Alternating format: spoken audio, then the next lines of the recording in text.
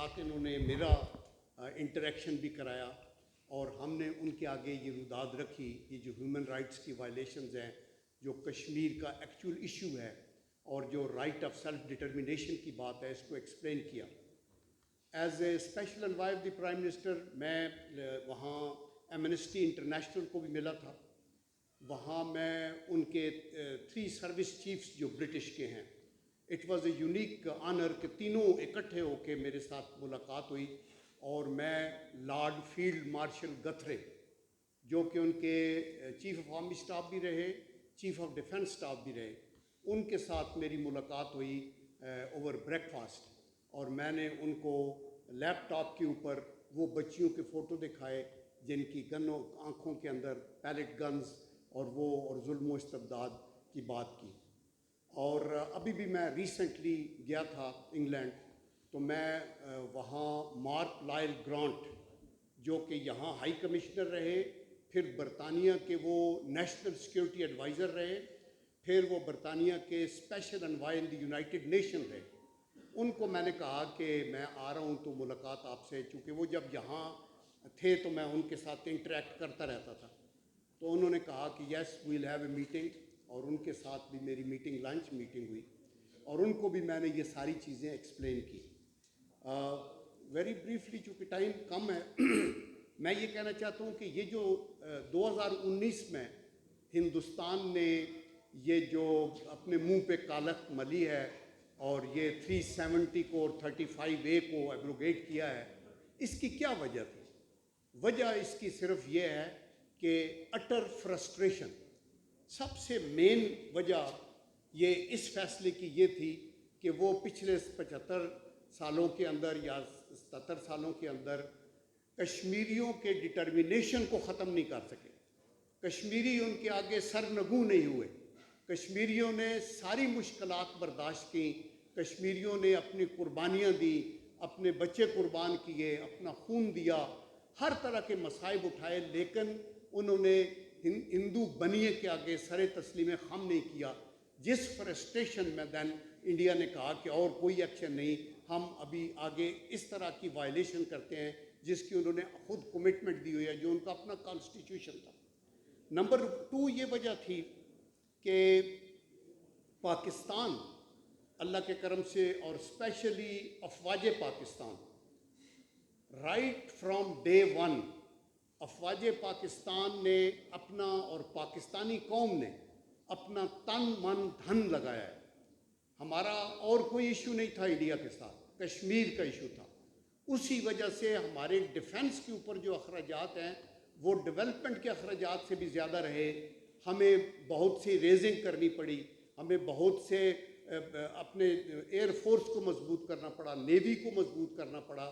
اور آپ نے دیکھا کہ ہمارے جوانوں نے قربانیاں دی، سپاہی سے لے کے جرنیل تک اپنا خون دیا ایک کاز کے لیے، اور وہ تھی کشمیر کاز۔ اور آج بھی اللہ کے کرم سے سیاچن سے لے کے اور نیچے بھمبر اور سیالکوٹ کے محاذوں تک آپ دیکھیں کہ ہمارے فوجی آئی بال ٹو آئی بال وہاں بیٹھے ہیں، حاجی پیر پاس پہ اگر برف ہے یا کہیں سیاچن کے اوپر سنو لائن کے اوپر بھی ہیں، تو انڈیا کا مقابلہ کرنے کے لیے افواج پاکستان فور فرنٹ کے اندر ہے۔ اور دیٹ از دی ریزن کہ آج آپ دیکھتے ہیں کہ پاکستان میں جب انڈیا کو یہ پتہ ہے کہ یہ نیوکلیئر پاکستان ہے، یہ ایک میزائل طاقت ہے، اس کو ہم کسی طریقے سے بھی ملیٹریلی شکست نہیں دے سکتے، تو بیسٹ طریقہ یہ ہے کہ ہائیبرڈ وار کو شروع کرو۔ اور ہائیبرڈ وار میں کیا ہے؟ آپ کی اکنامک اسٹرینگولیشن، آپ کی ڈپلومیٹک آئسولیشن، اینڈ ابو آل جو آپ کو جیل کر کے اکٹھا رکھا ہوا ہے وہ آپ کی نیشنل آرمی ہے، جس کے اندر نہ صرف پنجاب بلکہ سندھ، بلوچستان، خیبر پختونخوا، کشمیر سے بھی تقریباً 45,000 لوگ ہیں، اور گلگت بلتستان سے بھی ہیں، کہ اس فوج کو جس نے پاکستان کو جوڑ کے رکھا ہوا ہے اور پاکستان کی سلامتی کی محافظ ہے، اس کو اپنی قوم کی نظروں میں گرایا جائے۔ اینڈ دیٹ از وائی یہ پروپیگنڈا، کبھی روگ آرمی ہے، کبھی چیف کے متعلق، کبھی قیادت کے متعلق بات چیت، کبھی ہر چیز کو لنک کر کے فوج کی طرف یہ لایا جا رہا ہے۔ تو ہمیں اویئر رہنا چاہیے کہ یہ انڈیا کی ٹیکنیک ہے کہ ہمیں کشمیر کی کاز سے پیچھے ہٹا دیں، ہم اپنے آپ کو سبسروینٹ بنا دیں انڈیا کا، ہم سر تسلیم خم کر دیں، ہم سی پیک کو چھوڑ دیں، ہم نیوکلیئر کو رول بیک کر لیں، لیکن اللہ کے کرم سے جب تک کہ پاکستان کا ایک ایک بچہ موجود ہے، ہم کشمیریوں کے لیے اپنے خون کے نذرانے بھی پیش کرتے رہیں گے اور پاکستان کی حفاظت بھی کریں گے۔ ابھی ٹو کنکلوڈ میں یہ کہنا چاہتا ہوں کہ اگر ہم نے ابھی آگے جانا ہے، ہمیں آگے کی سوچنی ہے، تو سب سے جو موسٹ امپارٹنٹ بات، اس سے پہلے کرنل صاحب نے بھی یہاں بات کی ہے، کہ آپ کو سفارت کاری میں پرو ایکٹیو ہونا پڑے گا۔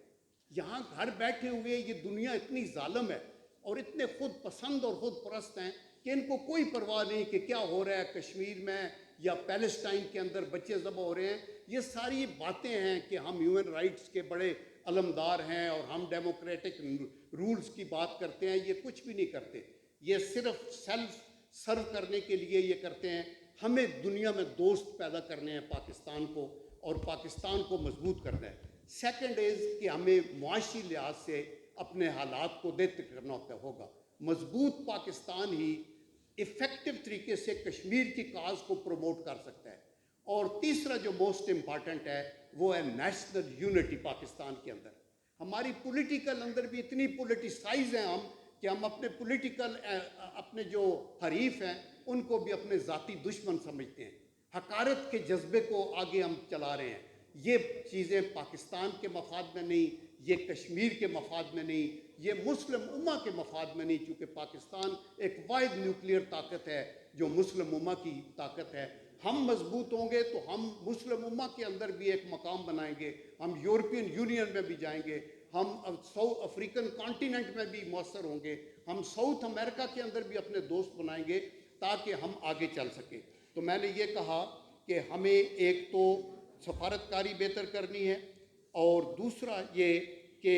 جو آپ کے پاکستان کے جو دوست ہیں ان میں اضافہ کرنا ہے، نیشنل کوہیجن کی بات کرنی ہے، سی پیک کو آگے چلانا ہے، اور پاکستان کے اندر محبت اور شفقت کے جذبوں کو جنم دینا ہے۔ اسی کے اندر پاکستان کی مصلحت ہے، اسی کے اندر کشمیر کی مصلحت ہے۔ اور میں یہ کہنا چاہتا ہوں کہ اللہ کے کرم سے میں ابھی 2 ہفتے پہلے مظفر آباد میں تھا،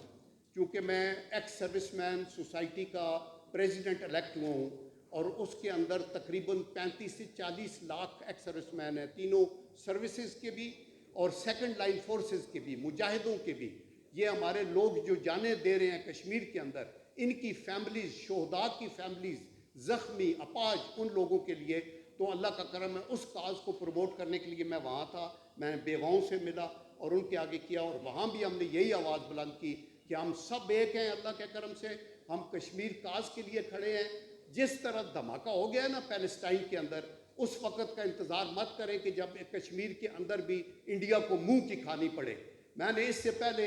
گیا تھا لندن میں، تو یونیورسل پیس فیڈریشن میں بین الاقوامی پیس کی بات کر رہا تھا، تو میں نے ان کو کہا کہ دیکھو international peace is not possible till you give international justice. اگر بین الاقوامی انصاف نہیں ہے تو پیس نہیں ہے۔ اور اس وقت میں نے ان کو کہا تھا 2 سال پہلے بھی کہ 4 فلیش پوائنٹ ہے، ایک یوکرین کا ہے،